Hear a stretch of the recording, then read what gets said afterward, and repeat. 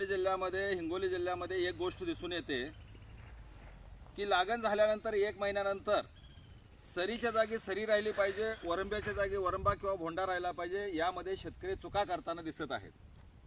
ह्या मधल्या रिकाम्या जागेमध्ये तणांचं नियंत्रण करण्याच्या नावाखाली इथं अवजार चालवून भोंडा मोडत आहे।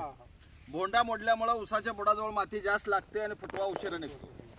दुसरी गोष्ट, शेताला पाणी देत असताना ज्या सरीमध्ये पाणी बसायला पाहिजे ते सरीमध्ये पाणी न बसता सगळ्या रानामध्ये पाणी बसतं, रान सगळं ओलं होतं आणि सगळं रान ओलं झाल्यामुळं वरनं सूर्यप्रकाश मिळत असतो, खालनं ओल आहे, तणांना परत आमंत्रण दिल्यासारखं आहे।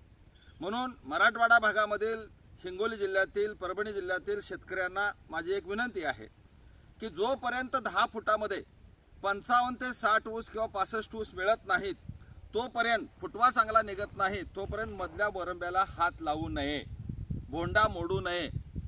10 फुटामध्ये 55, 60 किंवा 65 ऊस मिळाल्यानंतर मग आपल्याला हा भोंडा मोडायचा आहे, सरीमध्ये माती ढकलायची आहे, उशिरा येणारा फुटवा थांबवण्यासाठी हे काम करायचं आहे। आणि त्यानंतर 4 महिन्याचा ऊस झाल्यानंतर भर लावत असताना सरीच्या जागी वरंबा आणि वरंब्याच्या जागी सरी करत असताना 10 फुटामध्ये 55 ते 60 ऊस कमीत कमी मिळाले पाहिजेत। या पद्धतीनं भर लावणं गरजेचं आहे। तर चुकीच्या पद्धतीने शेतकरी बांधवांनी मशागत करू नये ही माझी एक विनंती सगळ्या शेतकरी बांधवांना आहे।